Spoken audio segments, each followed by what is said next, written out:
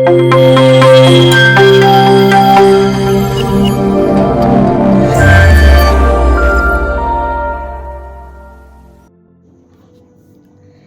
दोस्तों, मेरे YouTube channel खिड़की पर आज हम बात करेंगे मोहन राकेश के उपन्यास अंधेरे बंद कमरे पर।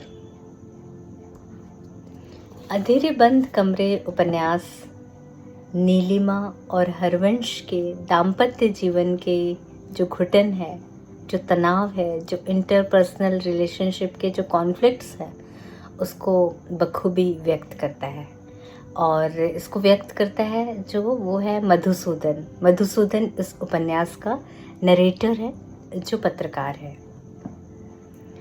यूँ तो हरवंश और नीलिमा ने प्रेम विवाह किया था, एक लंबी कोर्टशिप में दोनों रहे, लेकिन विवाह के बाद उनके जीवन में खिटपिट, तनातनी, नोक झोंक होती रहती है और विवाह एक अभिशाप बनकर रह गया है।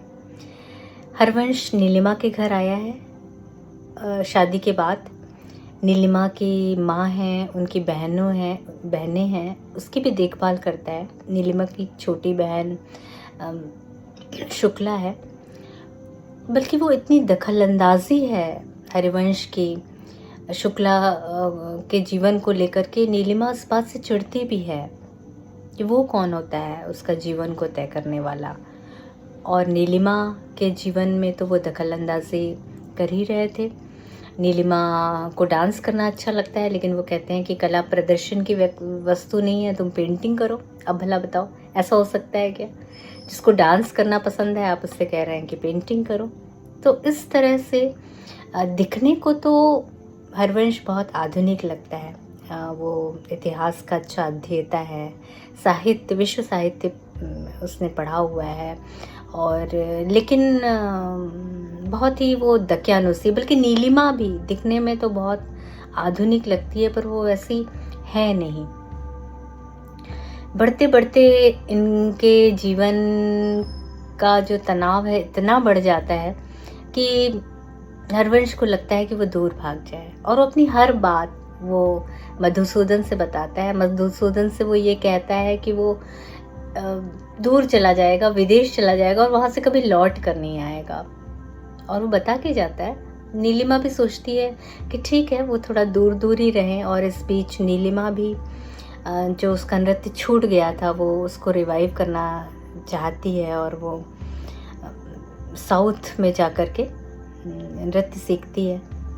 लेकिन जैसे ही वो जहाज़ में बैठता है लंदन जाने के लिए, वो नीलिमा को लंबे लंबे खत लिखता है, और वो पत्रों का पुलिंदा लेके नीलिमा मधुसूदन के पास ही जाती है, कसाबपुरा, जहाँ मधुसूदन रहता है। उसको आश्चर्य होता है कि वो इस बस्ती में रहता कैसे। उसको बुलाती है कि चलो तुम घर, और मुझे तुमसे बहुत ज़रूरी बात करनी है। तो ये ज़रूरी बात यही थी कि वो अपने जीवन में क्या करना चाहती है, और हरवंश और उसके बीच में क्या चल रहा है, वो सब कुछ मधुसूदन से साझा करती है। जाती है लंदन, पेरिस की ट्रूप में भी शामिल होती है। उसके पास भी एक मौका आता है कि वो नृत्य में अपने आप को खो दे। उसकी तलाश पूरी हो सकती थी, लेकिन फिर वो भी लौट के अपने पति के पास आती है। बार बार ये लोग एक दूसरे से दूर जाना चाहते हैं, लेकिन एक दूसरे से दूर नहीं जा पाते। जब भारत लौट के आते हैं, फिर एक बार नीलिमा को मौका मिलता है। कला निकेतन उसको स्पॉन्सर करता है, लेकिन उसे लगता है, वो कहती भी है कि ये एक असफल व्यक्ति है, ये एक गंभीरता ओढ़े हुए है, और ये मुझे भी आगे नहीं बढ़ने देना चाहता। और इनका तनाव इतना बढ़ जाता है कि वो एक दूसरे के दुश्मन हो जाते हैं, एक दूसरे से ईर्ष्या करने लगते हैं। यहाँ पे ये भी देखने की चीज़ है कि उस समय का जो बदलता हुआ समय था, दिल्ली बन रही थी, दिल्ली बस रही थी, तो दिल्ली का भी एक रेखा चित्र सामने आता है। एक चिंता जो मोहन राकेश की है, वो इस उपन्यास में व्यक्त होती है कि कला और संस्कृति को माध्यम बना करके जो नेता लोग हैं, जो राजनीतिक परिदृश्य है, वो हावी हो रहा है, उसका लाभ उठा रहा है। ये भी चिंता इस उपन्यास में व्यक्त होती है। इधर जो है मधुसूदन का भी अपना पास्ट है, और एक बात मुझे बहुत अच्छी लगी जब वो पत्रकार अपने एक लेख लिखते हुए इस बात को याद करता है कि उसकी दादी उसको एक कहानी सुनाया करती थी। कोई काफ एक जगह है जहाँ का राक्षस जो है वो बेबीलोन के लोगों की नींद चुराता है और सारे लोगों की वो नींद चुराया है। तो ये बच्चा सोच रहा है कि उस राक्षस की नींद ऐसी कैसी नींद है कि इतने लोगों की नींद चुरा करके भी उसकी नींद पूरी नहीं हो रही है। तो एक बेचैनी, जो नींद लोगों की उड़ गई है, वो बेचैनी पूरे उपन्यास में तारी है। और एक कहना चाहिए कि बहुत सारे पात्र हैं जो जैसे शुक्ला है, एक ठकुराइन है, उसकी बेटी है, खुद मधुसूदन है, वो अपने जीवन में आगे बढ़ना चाहता है। सुषमा श्रीवास्तव से वो चाहता है कि व्यक्त नहीं होता पर वही रहस्य है। सबके जो है मन जो है वो कमरे की तरह बंद है, खुलते नहीं है। एक आदर्शवादी पात्र है, तो वो क्या सोच रहा है सुषमा श्रीवास्तव के बारे में?